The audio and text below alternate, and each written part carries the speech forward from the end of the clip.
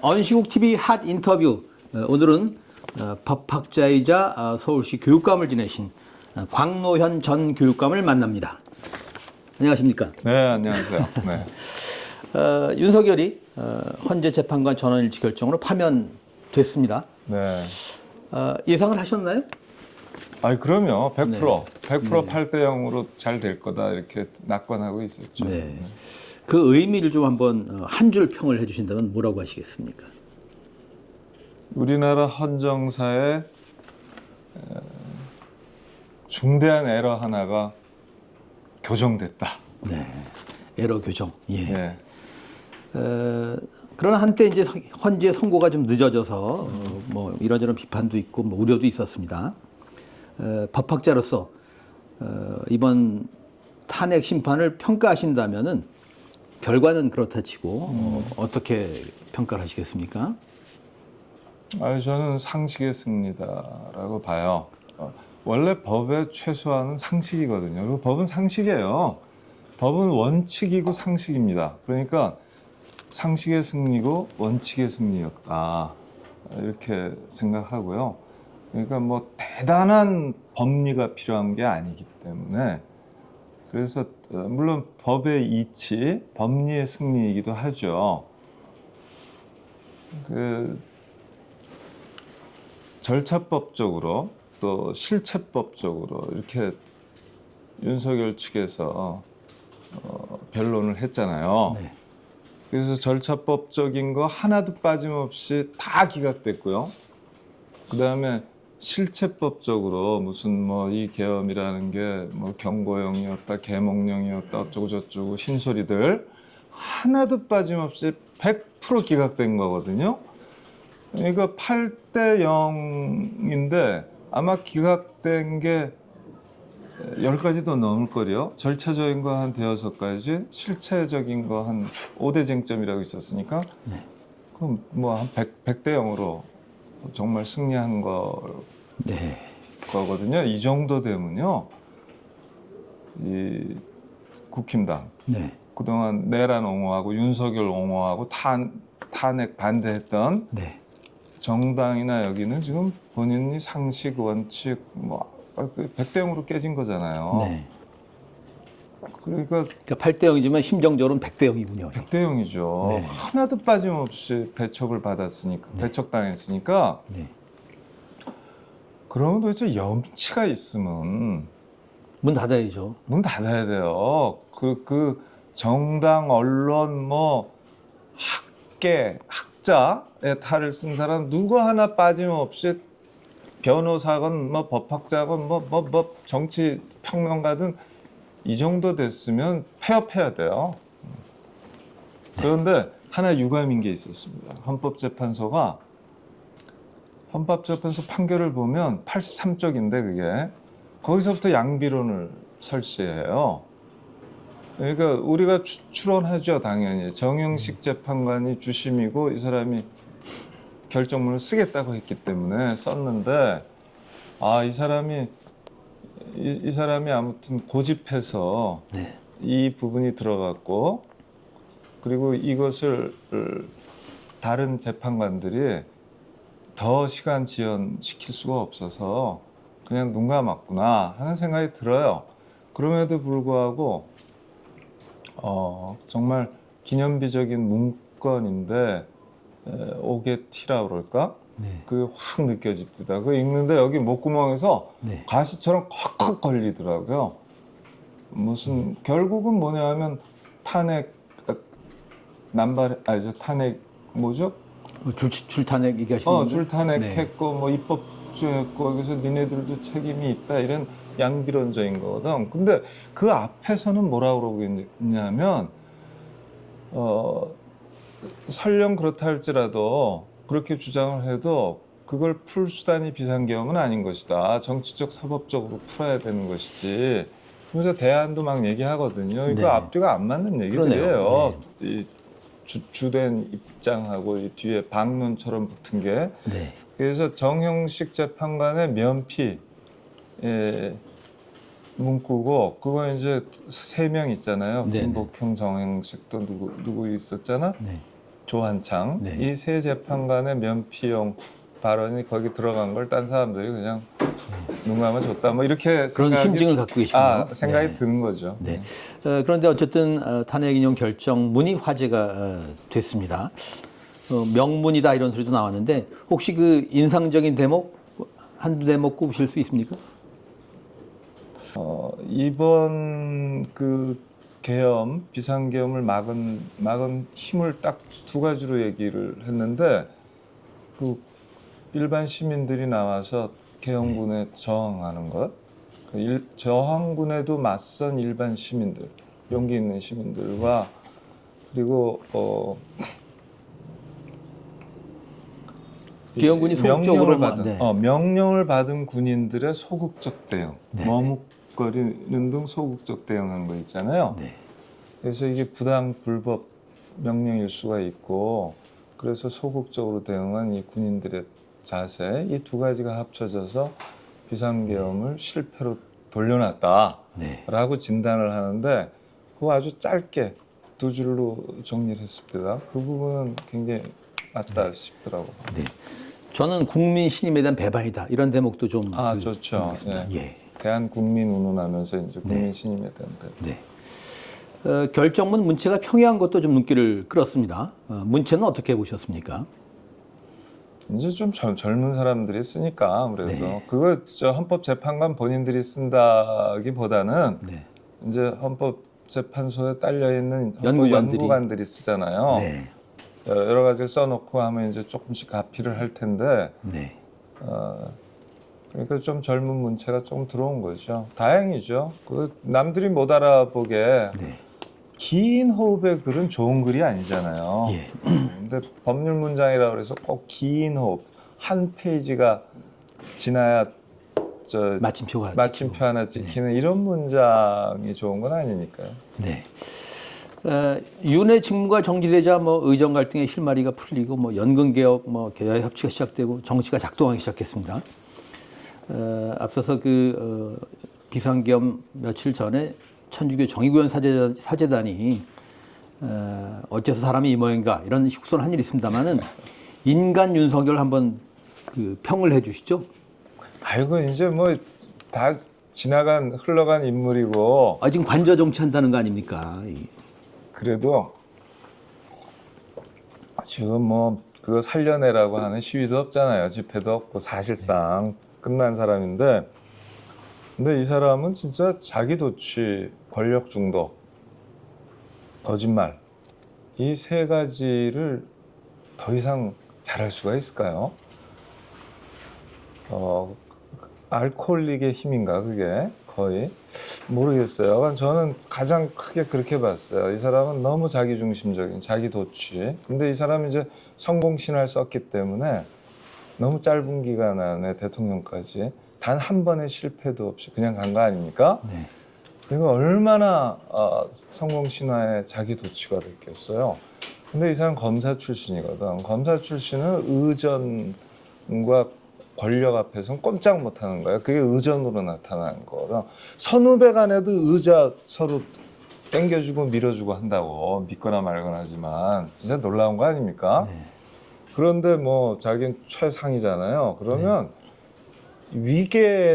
위계와 서열에 대한 게 너무너무 강한 사람이에요. 그의 권위주의 의전에 대해서도 어떤 저항도 어떤 어색함도 못 느끼는 사람이에요. 그러니까 계엄 선포할 때도 있죠. 그 비서가 와서 뒤에서 의자 그랬죠. 뽑아주고 밀어주고 하잖아요. 땡겨주고. 네. 아니 그거 웬만큼 정신 있는 사람이면 그 꼬라지 보이고 싶겠습니까? 네. 자기가 알아서 하지. 치우라 그러고 근처에 얼씬도 말라 그러지. 아무 생각이 없는 사람인 거죠. 거기다가 바이든 날리면서부터 시작해서 거짓말, 이 왕자를 그게 이정표 같았어요. 바이든 날리면. 그러니까요.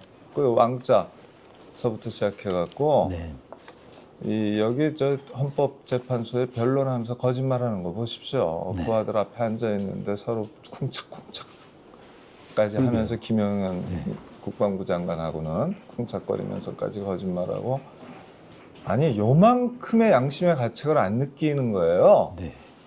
근데 이게 검사 시절에 만났던 수많은 피고인이나 피의자들이 그랬을 것 같긴 해요. 근데 그거를 호통치면서 있었을 텐데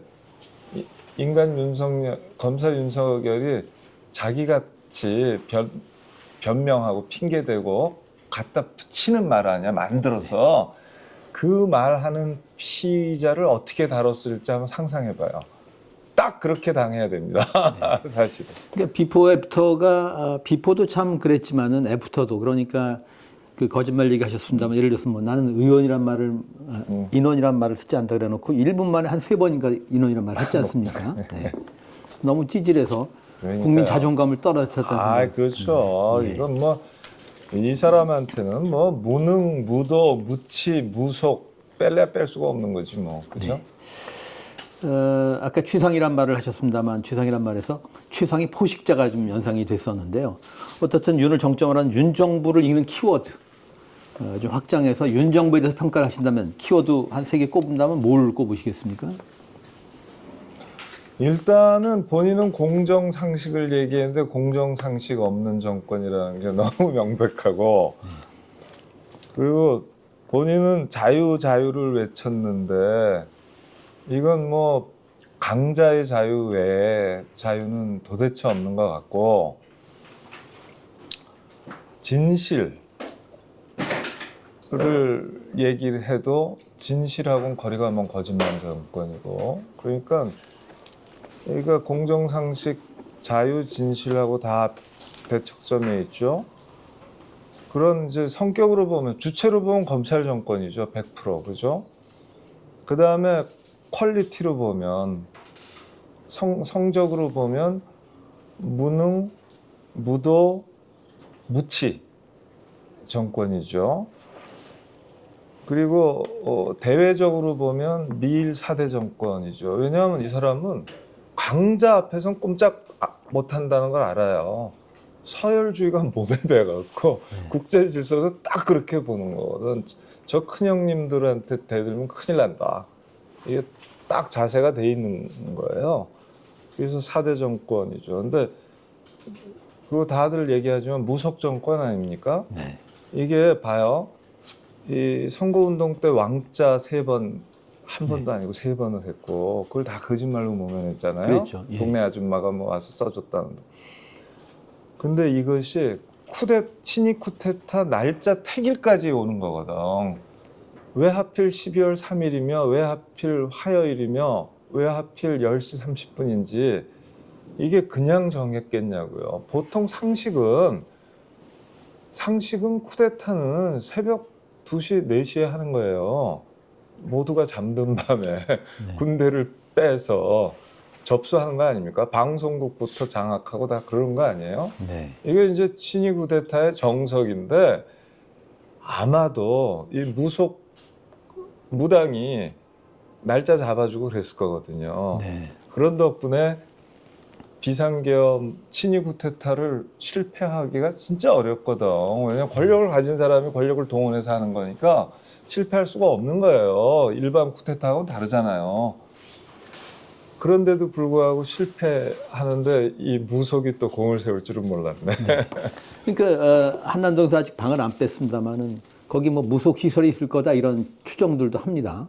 그건 모르겠고요. 그런 네. 건 모르지만 있겠죠. 윤 정부는 이제 그렇게 읽으셨고 윤석열 집권 3년 동안 고질화된 우리 사회 여러 병증 있습니다. 지금 우리 사회를 한번 진단을 좀 하신다면은 어떻게 진단하시겠습니까? 그러니까 일단 이제 우리 사회에 또 좋은 면이 왜 없겠어요. 역시 친이 쿠데타를 막는 시민들 아닙니까?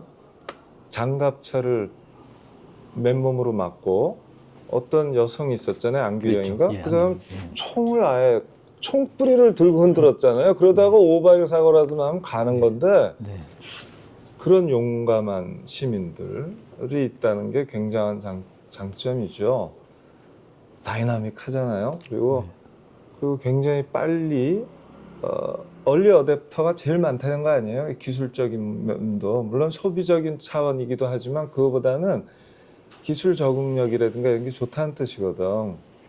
그래서 그런 것들도 장점이죠. 우리 사회가 또 좋은 쪽으로 발전하는 부분도 분명히 있죠.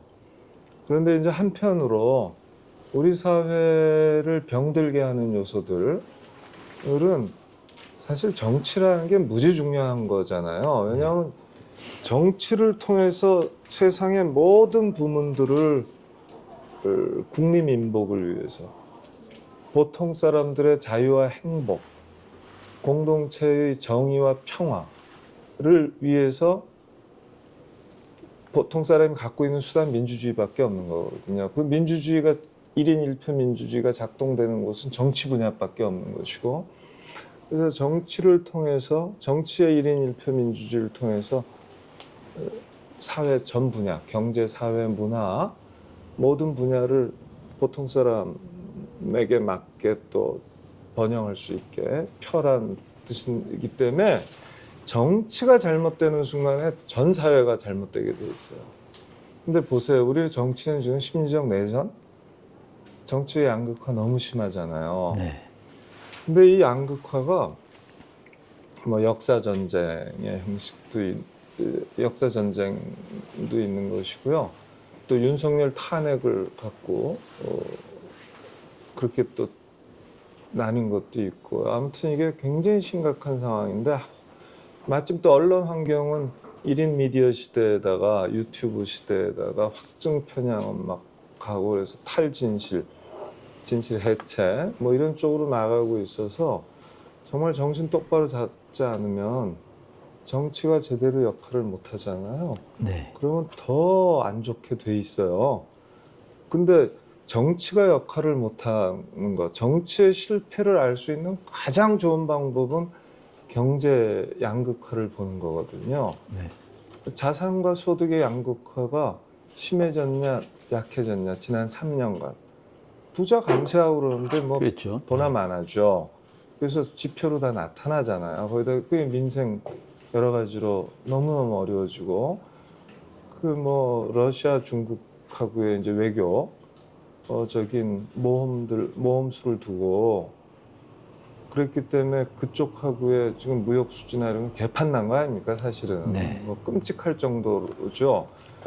그러니까 민생이 너무 어려워진 것이고 해서 이 정치 양극화가 경제 양극화를 더 심화시키고 있고, 이 정치 양극화가 심리적 양극화, 평가 양극화를 세상에 대한 걸 너무 심하게 만들고 있고, 이렇게 되면 이제 한 사회가 아니라 딴 나라 사는 거하고 같은 거잖아요. 한 지붕 아래 사는 게 아니라 딴 지붕 아래. 그래서 이게 한쪽으로는 이제 굉장히 무질서하고 혼란으로 보이고, 그렇게 되면 파시즘이 등장하거든. 질서가 중요하다. 무엇보다도. 그래서 개인의 자유 같은 거 대폭 양보하고 전체주의적 획일적으로 센 리더가 폭군이라도 좋으니까 나와야 된다. 이게 파시즘이에요. 네. 안 그러고 또 딴 길은 정말 우리가 이제 제대로 된 뉴딜을 한번 하자. 그러니까 새로운 사회계약을 맺자. 네. 후자로 가야 되죠. 그것이 이번 대선이 해야 될 일이죠. 네. 양극화 얘기를 하셨는데 양극화의 그 뿌리를 거슬러 올라가면은 IMF 체제까지 소급할 수 있다. 뭐 이렇게 보는 분들도 있는 것 같습니다. 네. 예.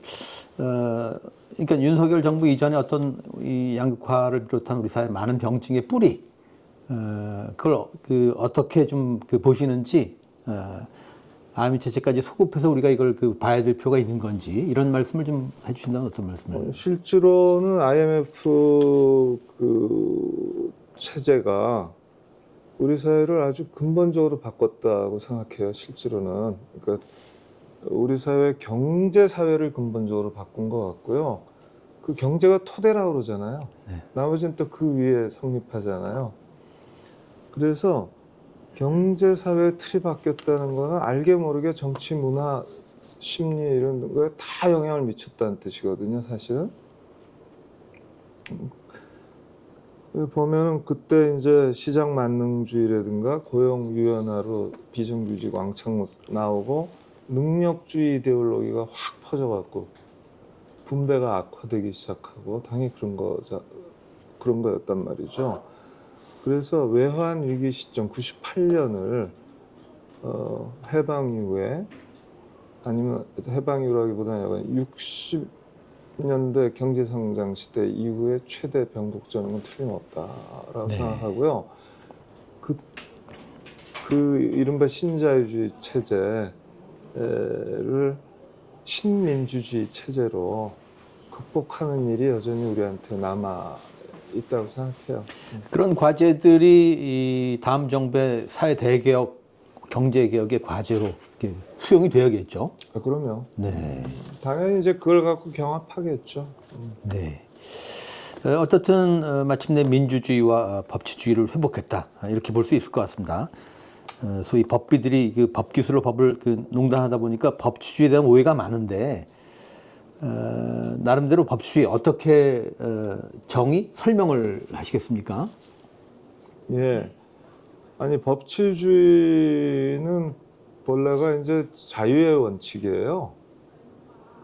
이게 이제 두 가지로 말씀드릴 수 있는데 보통 사람들의 자유의 원칙, 자유를 확보하는 원칙 중인데 하나는 법에 명시적으로 하라고 하지 않는 일은 당국은 아무것도 못한다. 이게 자유를 보장하는 거지. 네. 그러니까 그 다음에 일반 시민은 법에서 금지하지 않은 것은 무엇이든 할 수 있다예요. 이게 자유의 원칙 아닙니까? 네. 그러니까 권력 당국이 함부로 치고 들어오지 못하게 너가 어떤 일을 하든지 너는 반드시 법의 근거를 갖고 있어야만 돼. 네. 여기에는 법에 금지가 안 된 건 다 자유야. 이렇게 얘기하니까 이중으로 법치주의가 보통 사람의 자유를 보장하는 체제다. 이게 맞죠. 네. 근데 이제 법치주의는 법의 지배라는 거잖아요. 법의 지배는 뭐 덕의 지배도 아니고 부의 지배도 돈의 지배도 아니고 총칼의 지배는 더더욱 아니고 그런 거란 말이에요. 그럼 무엇이 지배하느냐? 원칙과 상식이 지배하는 거예요. 간단히 말하면. 보통 사람의 정의감과 뭐 그러면 원칙과 상식은 다 최소한들이거든. 그 밖에는 정치적인 창조의 세계입니다. 집단 지성에 의한 창조와 변혁의 세계가 있는 거예요. 그걸 통해서 번영을 해야 돼. 그러나 최소한 공배수로, 공약수로 우리가 다 갖고 있어야 되는 게 법의 지배인 거죠. 원칙과 상식. 그런데 이제 봐요. 법의 지배의 한 측면을 법의 근거가 없으면 당국은 아무것도 못 한다잖아.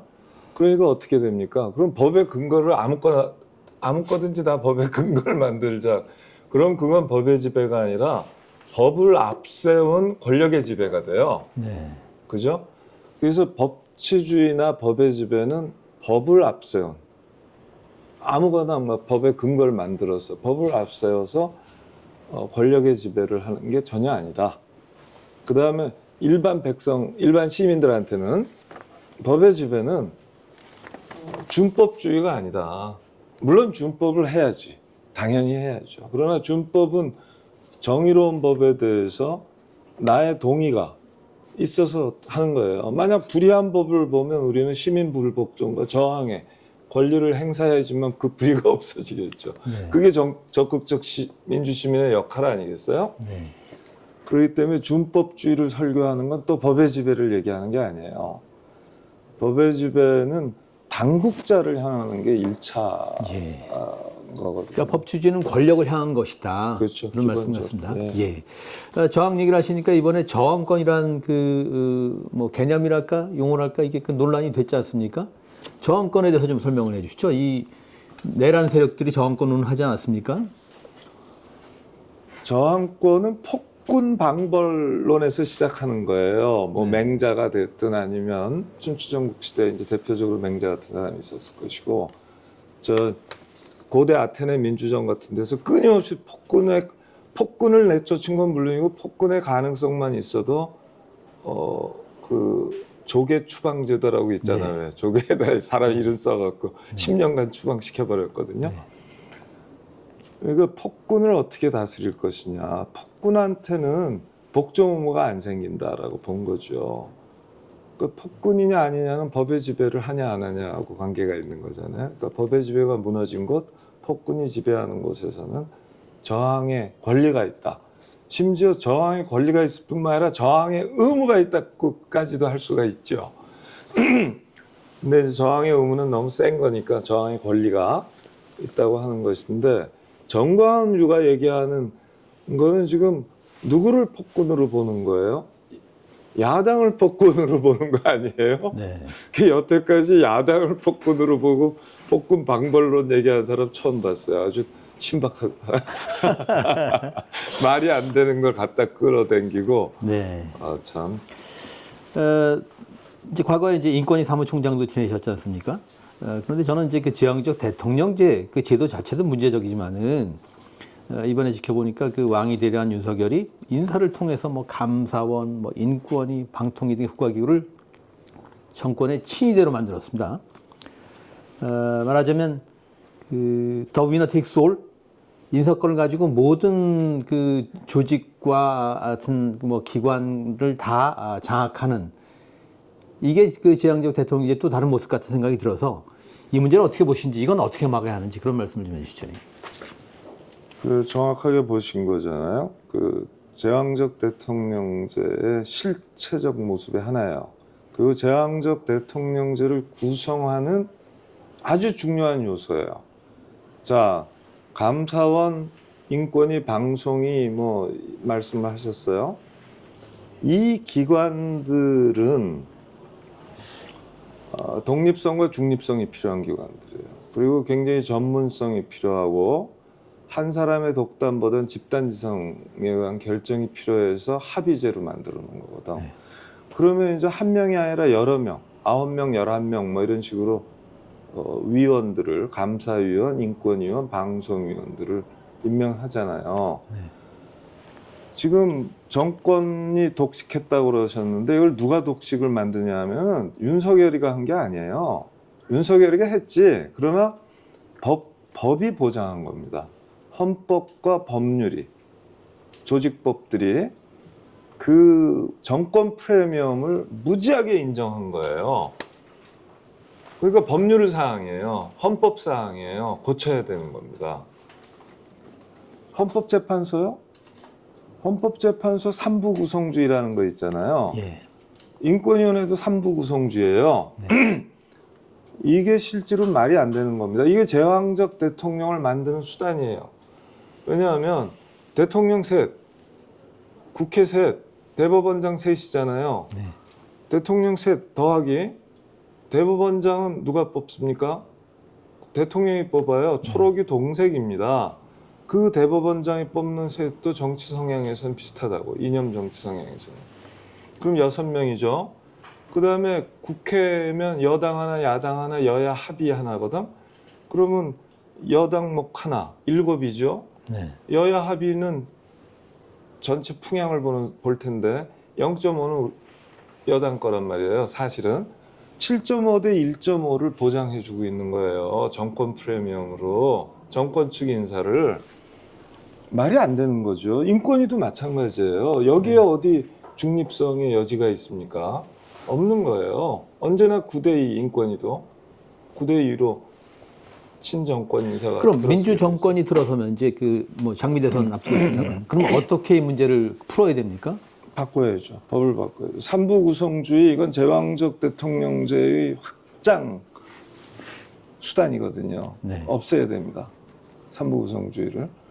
지금 어디에 쓰고 있냐면 헌법적으로는 헌법재판소 구성에 쓰고 있고 중앙선관위 구성에 쓰고 있어요. 이거 우선 없애야 되고요. 그 다음에 국가인권위원회 쓰고 있고요. 그 다음에 각종 위원회를 정권이 과반수를 먹도록 굉장히 다 계산하에 그 인원 구성이 돼 있어요. 그럼 이거를 여야는 왜 그냥 놔두냐? 어차피 돌아가면서 하기 때문에 특별한 문제의식이 없는 거예요. 여기에 대해서. 근데 이런 민주주의를 지탱하기 위해서 새로 만드는 기구나 마찬가지잖아요. 국가인권위원회나 이런 네. 거는. 이런 기구들은 독립성과 중립성을 굉장히 보장해 줘야 됩니다. 그러려면 이제 구성 원칙을 바꿔야죠. 어떻게 바꿔야 합니까? 그 바꾸는 거는 첫째는 국회에 구성권을 주잖아요. 네. 그럼 여야 격차는 그렇게 크지 않습니다. 7대2 이렇습니까? 9대2 이렇습니까? 그런 법은 없거든요. 네. 6대3 되기도 어려운 거예요, 사실은. 그래서 6대4나 이 정도를 넘지 않게 만들어서 그 구성을 여야 국회에 주면은 의석 비율대로 가게 돼 있어요. 네. 그런데 이제 더 아름다운 거는 언제나 비례대표제예요. 비례대표를 하면 그야말로 민심 그대로가 이제 반영이 되겠죠. 네. 그렇게 되면요, 그 위원회 제도라는 게 장점이, 합의제라는 게 장점이 그 한 7명, 9명, 11명, 13명쯤 되는 데서 한 두세 명이 죽어라고 반대하고 그러면 그거를 쉽게 완전히 무시하고 할 수가 없는 거예요. 여러 가지로. 그 심리적으로도 그렇고, 그 네. 맞지도 않고, 그 소수 보호도 해야 되니까. 그래서 타협과 조정이 일어나게 돼 있거든요. 그렇기 때문에 극단적인 것도 피하고 굉장히 좋은 부분이 많거든요. 그래서 구성에서의 그런 편향성을 깨는 게 가장 중요하다는 말씀을 드리고 싶어요. 알겠습니다. 일부에서 말이죠. 우리 내면의 그 아까 파시즘 얘기하셨습니다만 문화적 파시즘, 우리 사회 엘리트들의 문화 지체, 이런 얘기들을 합니다. 그 과정에서 교육의 문제를 지적하기도 하고, 우리 교육 다음 정부에서 어떻게 발본적으로 개혁을 해야 합니까? 아이고, 그런 질문은 1시간짜리 인터뷰 대상이고요. 네. 그거 무슨 누구 도사 족집게도 아니고 그 굉장히 어려운 얘기인데, 이제 윤석열 정권 3년이 남긴 것 중에 하나가 그동안 이제 법조 엘리트들을 굉장히 높이 쳤는데 그거 실력도 좀 있지 않을까 싶고, 나름대로 정의감도 있지 않을까 싶고, 그러는데 해도 너무한다 하는 거를 많이 알게 된 것 같잖아요. 네. 도처에 검사들이 포진해 있었고 권력 요직마다 차지하고 있었잖아요. 그리고 이 국힘당의 본진도 사실은 판검사당이거든요. 특히 검사당이거든요, 국힘당은. 네. 근데 이자들이 하는 행태를 다 봤잖아요. 그래서 이른바 서울법대 나오고 고시를 해서 법조인이 된 사람들에 대한 쓸데없는 존경심이라고 그럴까? 쓸데없는 프리미엄, 네. 접고 들어가는 거, 네. 하나 얹어 덤으로 권위를 인정해 준 거, 이런 것들은 많이 사라진 것 같아요. 그러면 한국 교육의 성과 중에 하나잖아. 경쟁주의 입시교육의 또 시험 능력주의의 최고봉을 차지한 사람들 아닙니까? 그러면 한국 교육이 입시 경쟁주의와 시험 능력주의로 를 우리에게 내면화시키고 있고, 그것이 이제 엘리트주의라는 거 아닙니까? 그 엘리트주의라는 건 보통 사람은 알기를 개, 돼지로 알고, 능력이 없는 것들은 싸다. 그냥 밥만 간신히 먹으면 되고, 심지어는 유효기간 좀 지난 거 먹어도 아무 문제가 없다. 선택할 자유다. 네. 우리는 자유다. 자유주의자. 이렇게 얘기하는 사람들이 많아지는 거거든요. 교육이 이거를 이제 이런 사람들의 출현을 막으려면 이 생각들은 교육 제도가 만들어낸 거거든요. 한편으로는 교육 구조가. 그러니까 그 구조, 경쟁 구조, 서열 구조를 완화해야죠. 당연히 완화하는 방향으로 가야 되고요. 근데 이제 우리나라가 지금 중강국이고 세계 10위권 이제 지금 떨어졌잖아요. 10등에서 9등에서 막 13등으로 떨어져 있고, 경제력으로는 군사력으로는 5등으로 올라가 있고, 여러 가지로 보면 여하간 세계 10등 국가인데, 이 나라가 잘 되려면요, 이 연구 중심 대학이 많아야 돼요. 그래서 지역 거점 국립대학이라고 10개 있거든요. 네. 뭐 다 아시잖아. 전북대, 전남대, 뭐 경상대, 경북대, 네. 부산대, 충남대, 충북대, 강원대, 인천대 뭐 이렇게 가잖아요.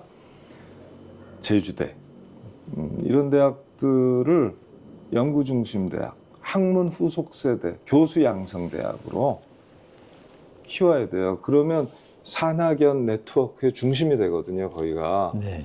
그러면 지역 균형 발전의 중심이 되고 아이들이 두뇌 유출이 타 지역으로 안 일어나도 된단 말이에요. 웬만하면은. 그러니까 정말 일거십득 정도 되는 기가 막히게 좋은 정책이거든요. 네. 근데 이제 지난 정부들을 다 보면은 지역 거점 국립대학 중에 제일 좋은 대학이 지금 간신히 20등에 랭크됩니다. 옛날 김대중 정부 때만 하더라도 8등이었어요. 네.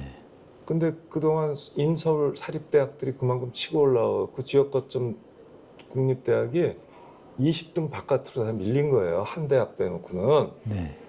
이거는 대학 정책의 아주 그랜드 대실패를 얘기하는 거 아니겠어요? 네. 있을 수 없는 겁니다. 그래서 이 부분을 살려내는 게, 뒤집고 살려내는 게 굉장히 중요하다는 말씀을 드릴게요.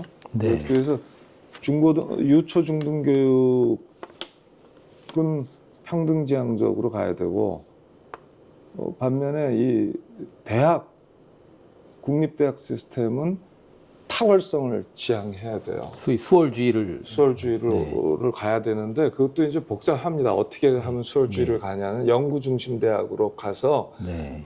전 세계의 두뇌들이 우리나라에 와야 되죠. 10대 강국에 걸맞는 그런 이제 네. 브레인 흡입력이 있어야 되거든. 네. 그렇게 되려면 내가 엄청난 투자해 주면 돼요. 우리가 유니스트 네. 네. 뭐 디지스트 G스트 뭐 등등 있죠. G스트 다 만들었잖아요. 한 네. 15년 만에 다 세계 유수 대학으로 만들었잖아요. 왜 안 됩니까? 우리가 이미 300등 안에 다 드는 대학이니까 200등쯤 네. 하고 그런 대학도 이제 세계 100대 대학으로 다 등극시켜야죠. 알겠습니다.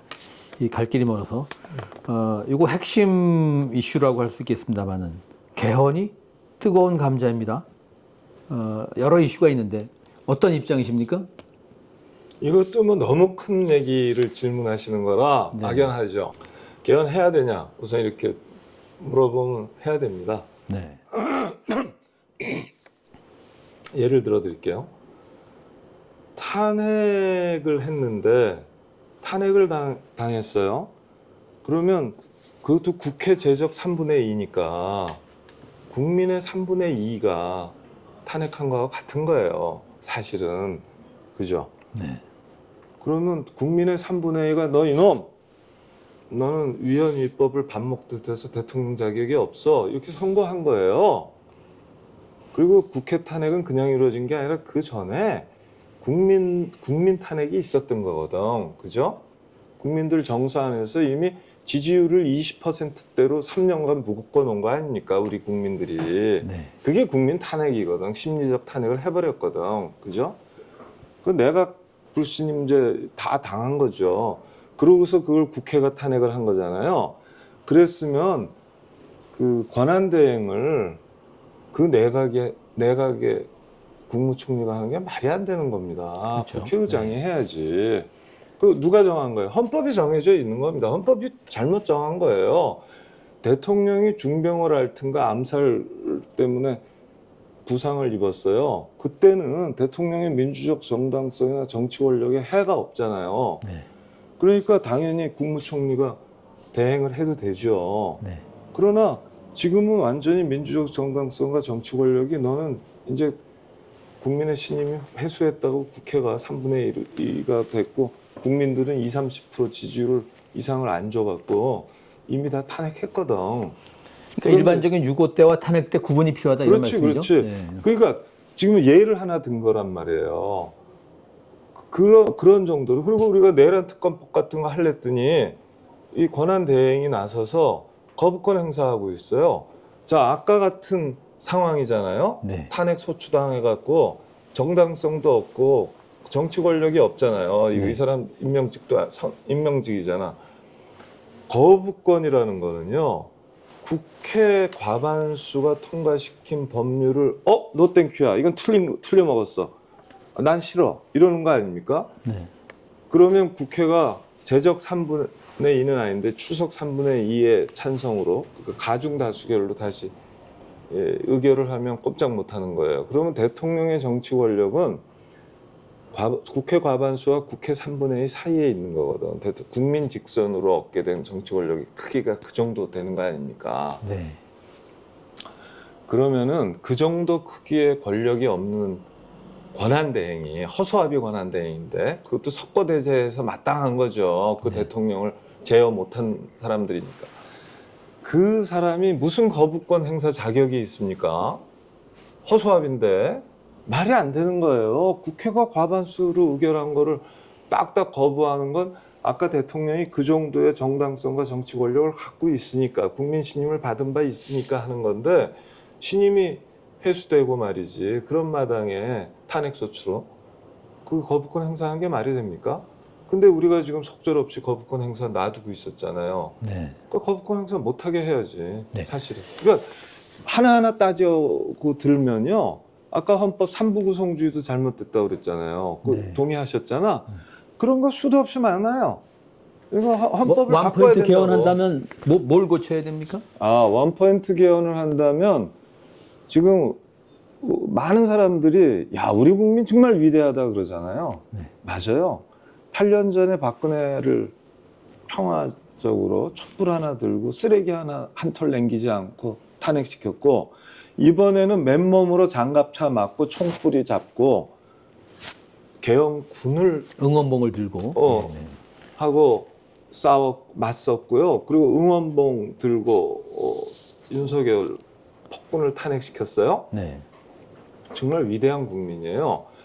그래서 위대한 국민이 위대한 대한민국의 민주공화정을 되살려 주셨습니다라고 얘기했잖아요. 이재명 대표가. 네. 100번 맞는 말이고 다 공감해요. 근데 이건 레토릭입니다. 우리나라 주권자를 주권자답게 만들어줘야 돼요. 우리나라 주권자 시민, 일반 국민이죠. 위대한 국민은 주권자라고 하기가 어려워요. 헌법 개정권이 없거든, 국민한테. 헌법 개정권 국회의원이 갖는 겁니다.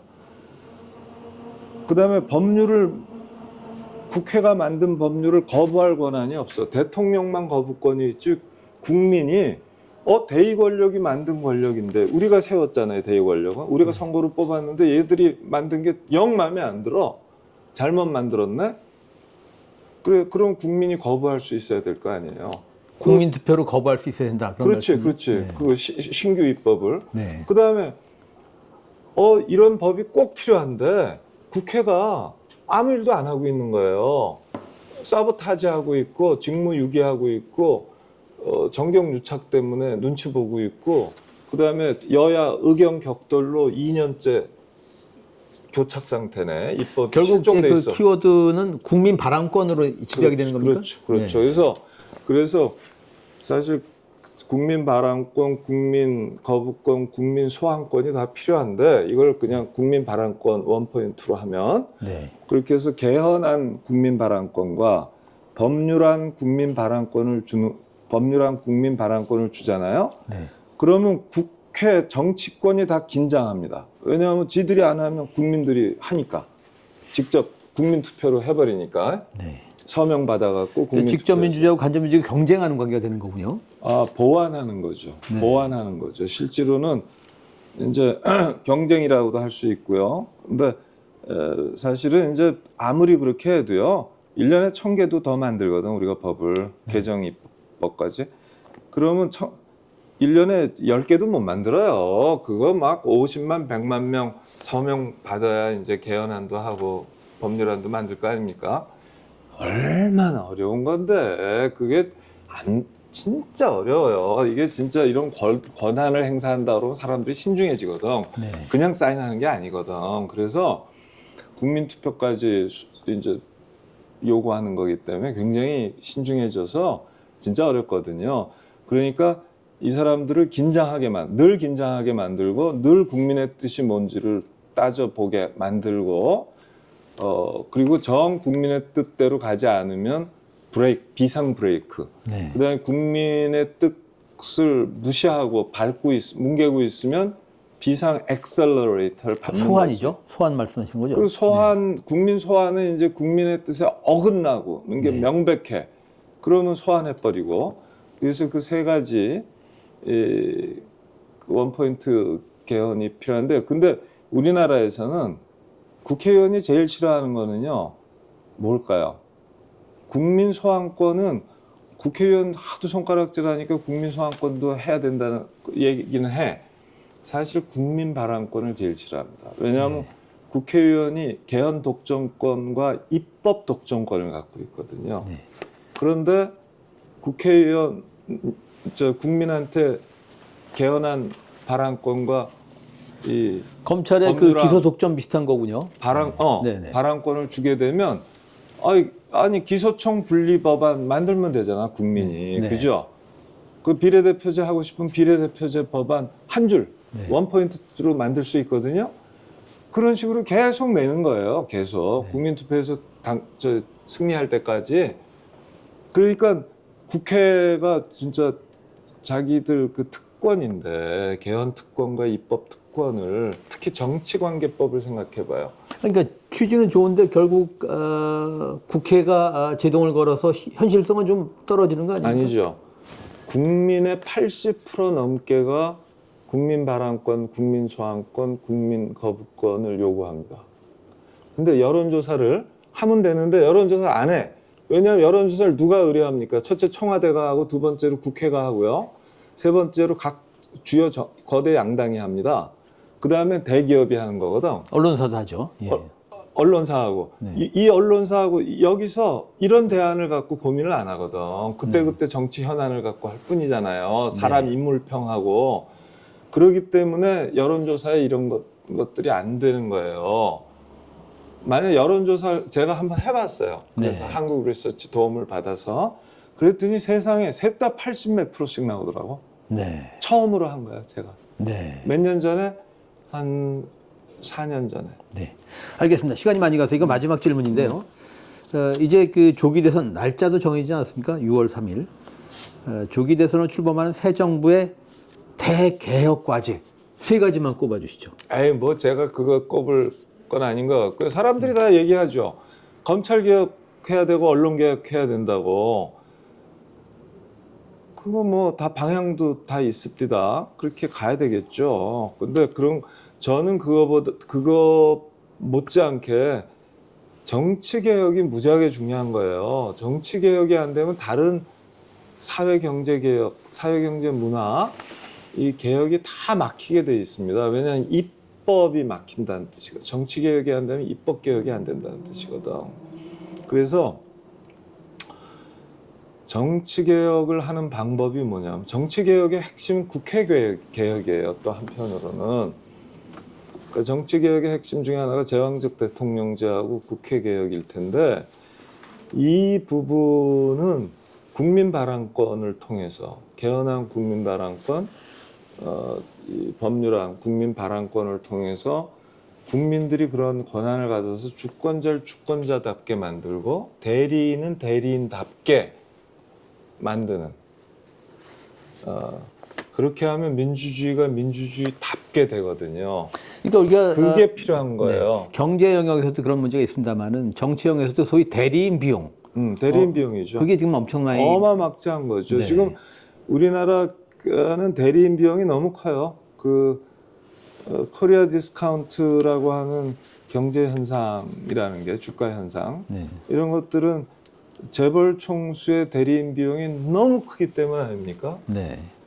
툭하면 근데 정치의 영역에서도 그렇죠. 대리인 비용이 지금 막대하다. 그 대리인 비용은 이제 국회가 입법 독점권을 갖고 여야가 담합해서 정치관계법을 거대 양당한테 유리한 법을 만들어내고 있는 거거든요. 네. 정치자금법, 정당법, 국회법이 다 그래요. 네. 뜯어보면은 그럴 수밖에 없잖아요. 자기들이 만드는데 군소정당 다 배척해야 되지, 현역 의원 아닌 정치인들 다 불리하게 만들어야 될 거 아닙니까? 네. 그걸 누가 막냐고. 그래서 그런 부분들을 대리인 비용 말씀 잘해 주셨어요. 네. 대리인 비용을 확 줄여야 됩니다. 네. 그리고 대통령도 마찬가지지 뭐 우리가 대의 그렇죠. 권력으로 네. 뽑아놨는데 대리인 비용이 너무너무 큰 거 아니에요. 지금 네. 윤석열이가 저질러 놓고 그 경제 비용이 얼마입니까 도대체? 이 환율이 내란 스트레스도 이거 비용 환산하면 엄청날 겁니다. 그렇죠. 심리적 비용뿐만 아니고 예. 실제로 경제적 비용이 네. 어마막지한 거 아닙니까? 그럼 네. 뭐 수십조가 넘지 물론. 네. 오늘 언시국 TV 핫 인터뷰 광노현 전 교육감을 만났습니다. 고맙습니다. 네, 고맙습니다. 고맙습니다.